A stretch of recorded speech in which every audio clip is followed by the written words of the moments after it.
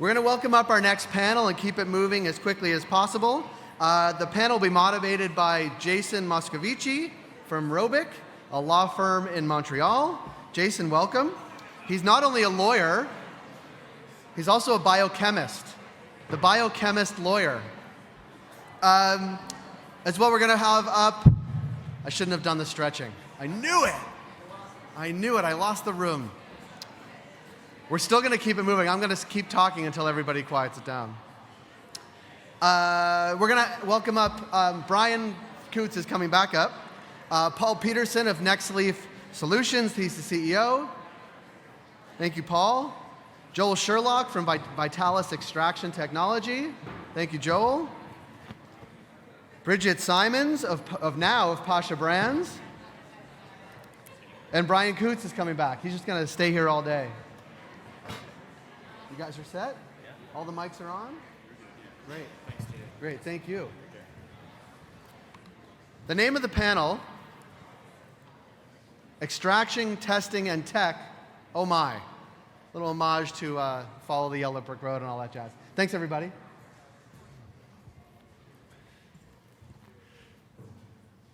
All right, thanks for the nice stretching session there, Jay. It was, I'm sure, it was much appreciated after the first panel.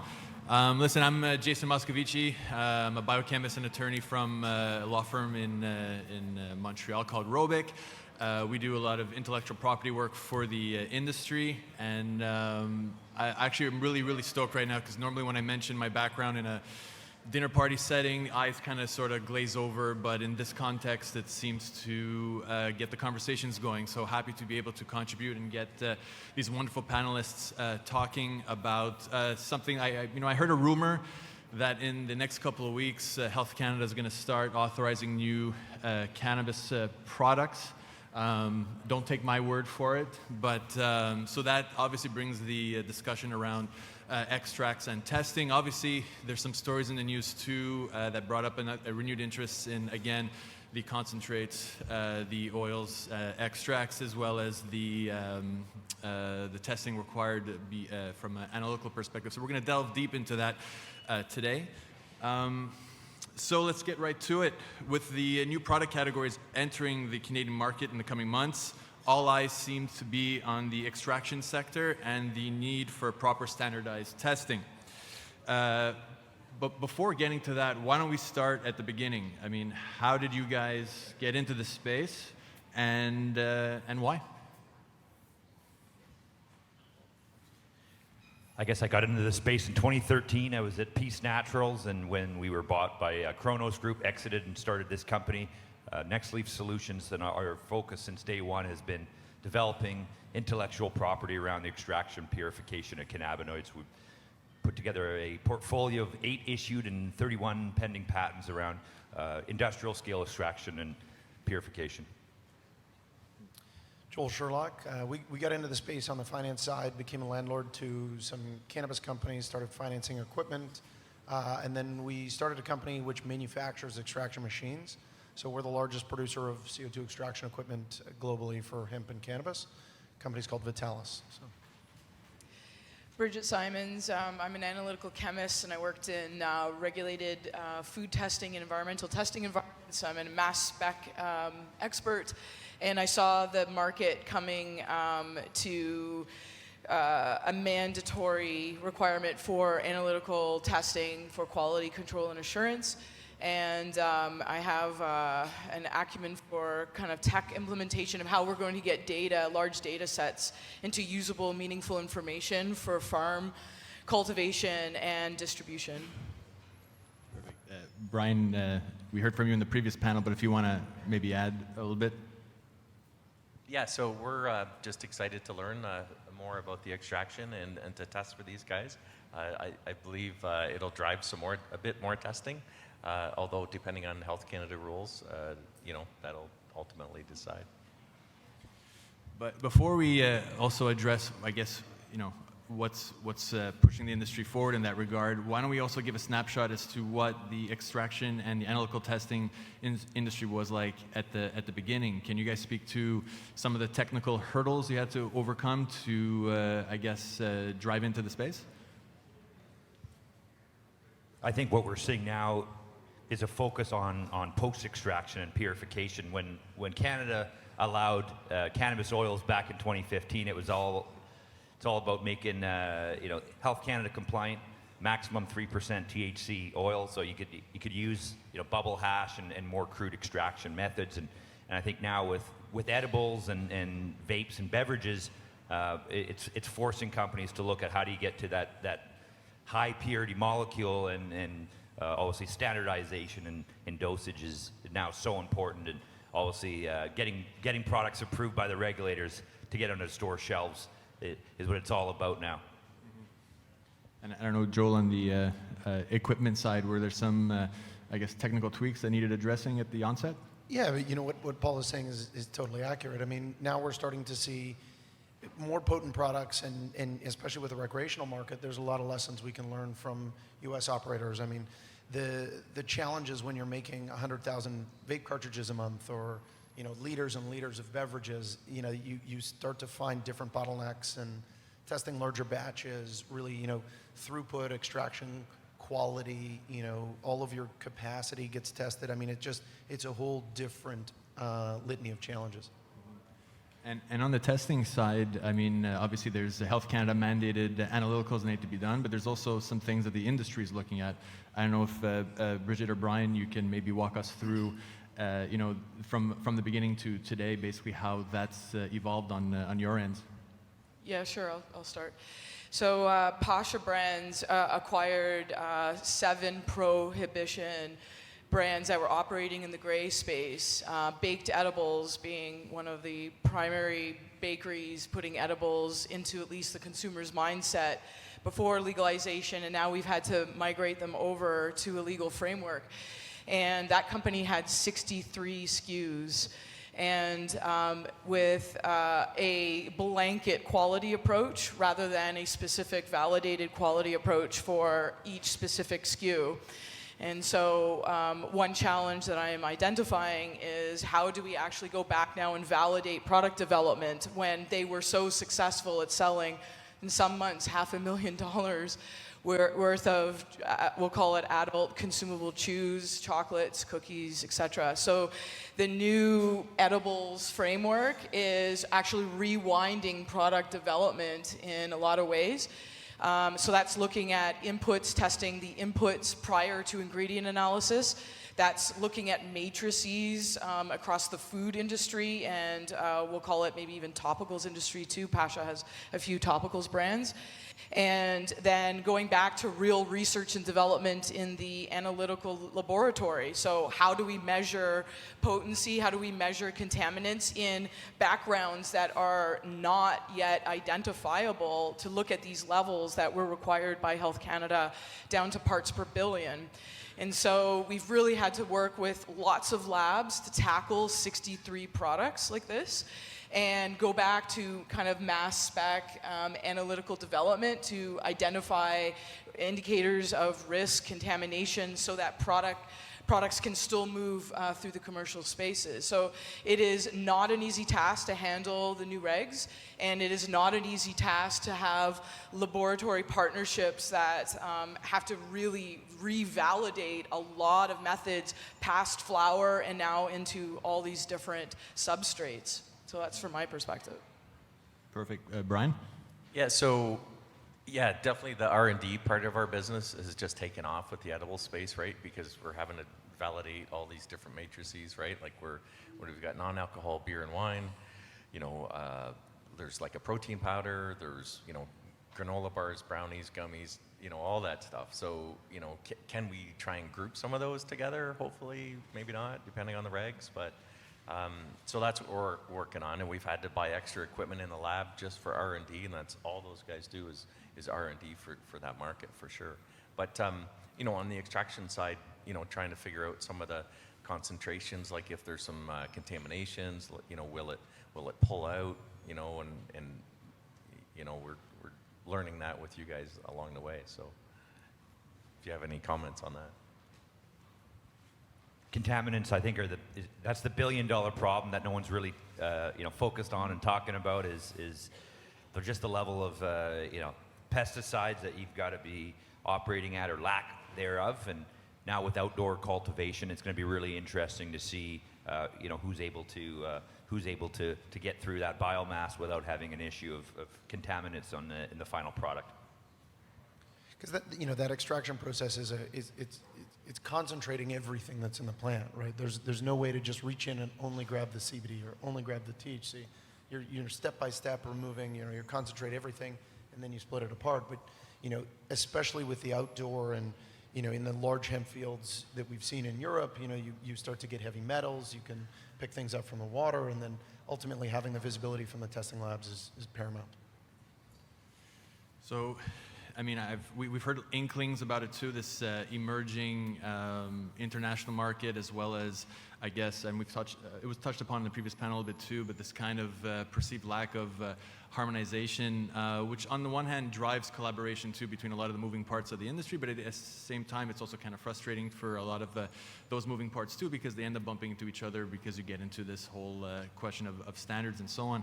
To the extent that you can, maybe you want to speak to a little bit of this collaboration that's happening internationally, and maybe what's being done to, I guess, standardize this part of the industry. I think for us, with a focus on developing intellectual property here in Canada, it gives us the ability to then kind of plant our flag where it's federally legal and then look to expand internationally through licensing IP to other jurisdictions. Mm-hmm. For us, we've decided that we like to do business where it's federally legal, and that doesn't stop Canadian companies from expanding globally through exporting IP, whether it's Ample Organics, sort of establishing themselves as best in breed, or any other company. I think Canadian operators have a huge advantage the longer the U.S. stays federally illicit. And like Vitalis over here, I mean, they're exporting a lot of equipment down to the U.S. and other regions. And cannabis legalization isn't just happening here; it's happening globally. But I think what's exciting is that Canada arguably has the most well-regulated market from a federal perspective. So I think it's an excellent opportunity for everybody in this space.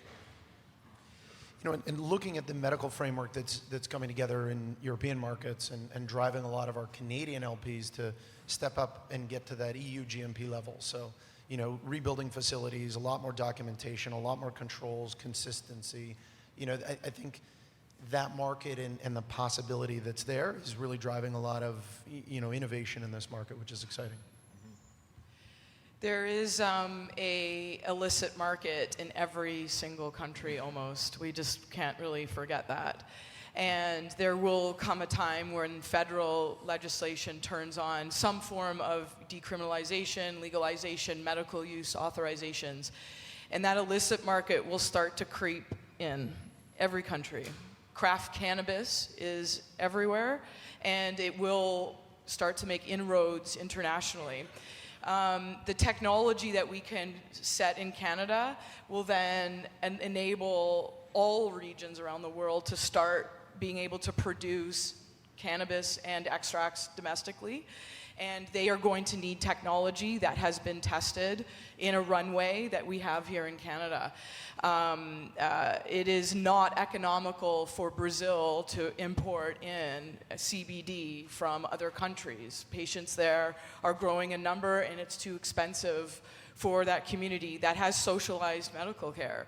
So how do we enable some of the domestic talent to come in and start producing? Well, they need technology, they need software, they need compliance, they need extraction expertise that we've now, had a year and a half to develop here, and they will want to partner on that type of licensing and IP track with us. And so that, I believe, is why we're all here today, is that all countries will start to light up, and if they can take our lessons learned and apply safe practices for that legal framework, it puts us on a different level than just saying that we were at it first.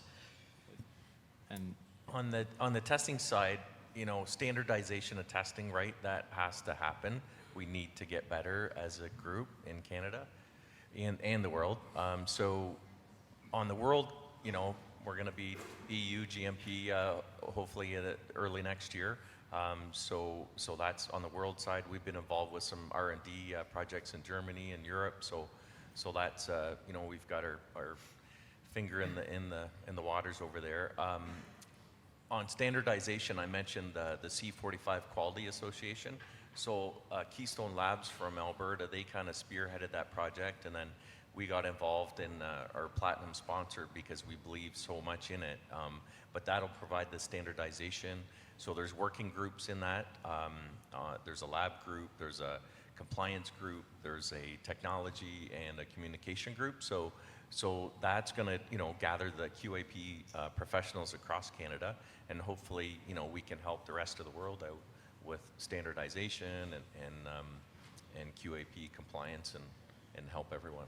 So for sure, with regards to this international push, being front and center with the discussions about harmonization and standardization, I mean, that's key to be able to continue to be global leaders in this space.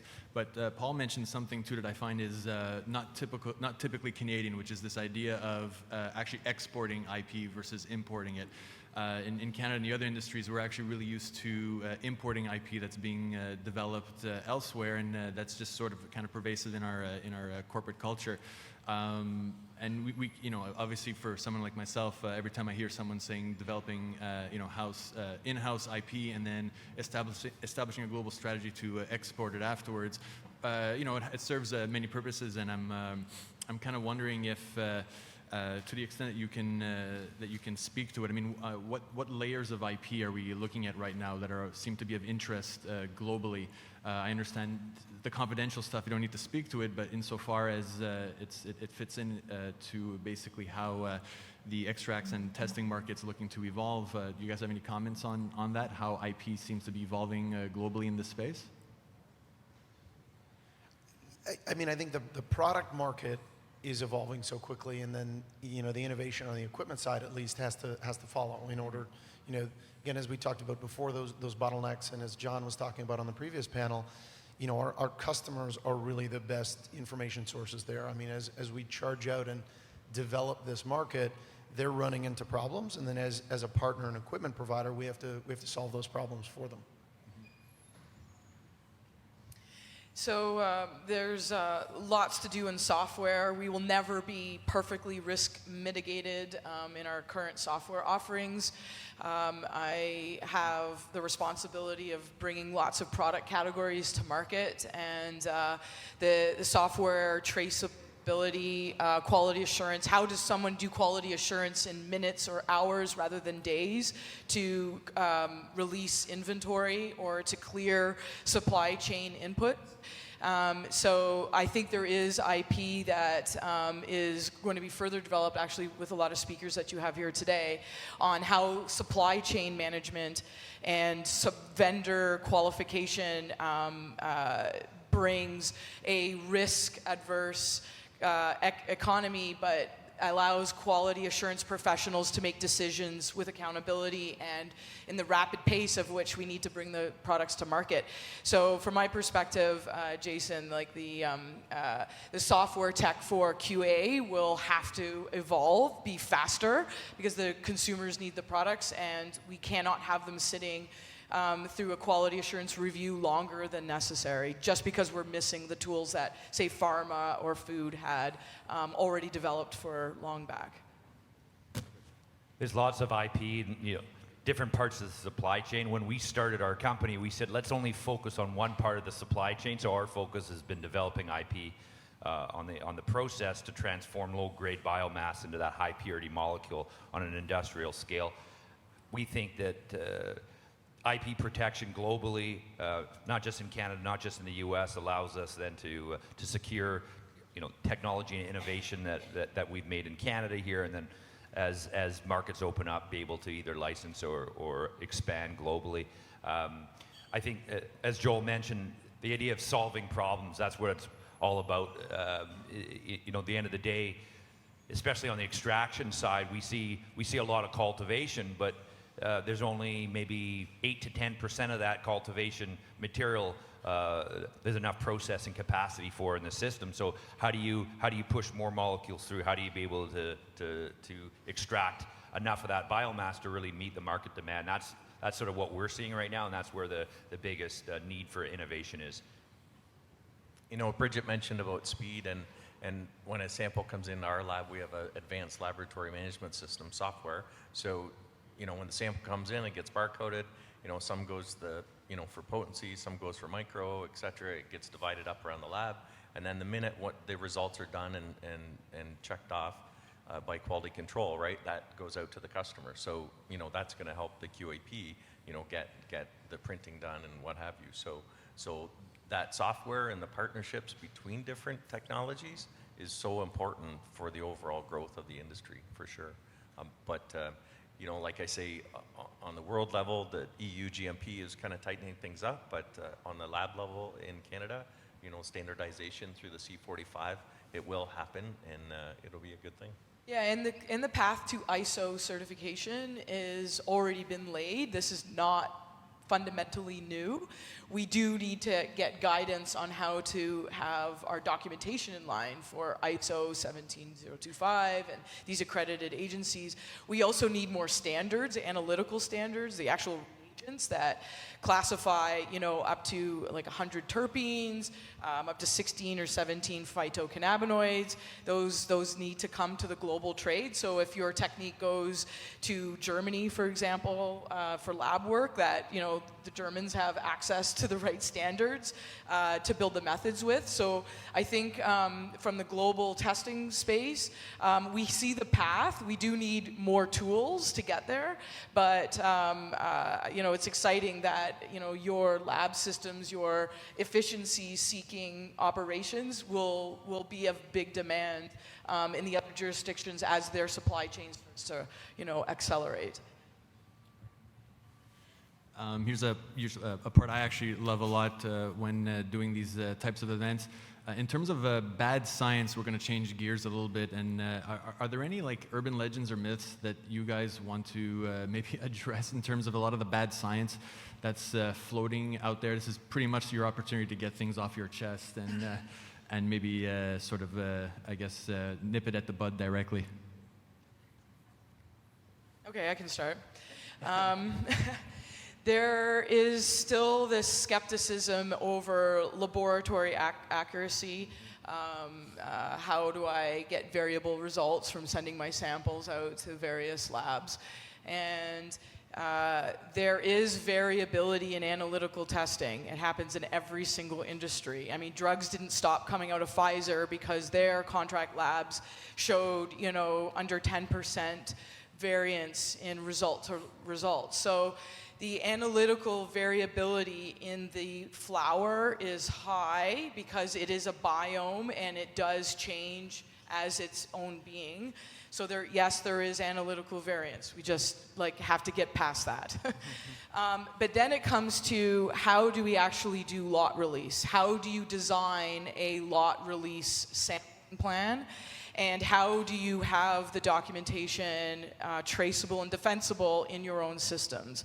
And that is actually the root of why we are worried about not having a specification passing in the lab. It is not because the labs have these various levels of analytical expertise, or they don't have the right equipment, or they're not admitting to mistakes. It's not that at all. It is literally because we do have to just mature our sampling plan to pass lot release for the products that we are trying to bring to market. Thank you. Yeah, and it's so important. It is. For sure. And you'd use multiple labs. If you use multiple labs and show this partnership with the labs, you will see that actually over time this error is actually quite low, and you just get behind it with more testing, more stats, and more data leads to more knowledge on how to pass lot release quicker. Because, it is a plant, right?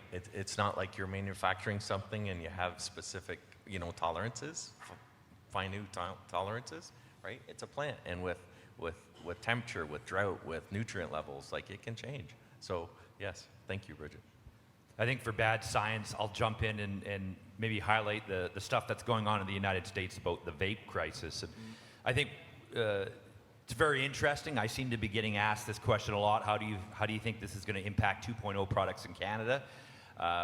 we had Laura Ajax, who's the head of cannabis regulatory for the state of California, up to see our facility last week. They were on a mission to Canada to see how legalization has worked here, and had kind of an interesting dialogue where she said all the experiences that they've seen and the occurrences of people getting sick or dying from vape cartridges have all been products from an unregulated market, and I think that's something that will be really interesting to see how things evolve in Canada. I always say the problem with prohibitions, it doesn't work because you've got an unregulated market and operators that are looking to cut corners. So I think Canada's done it right.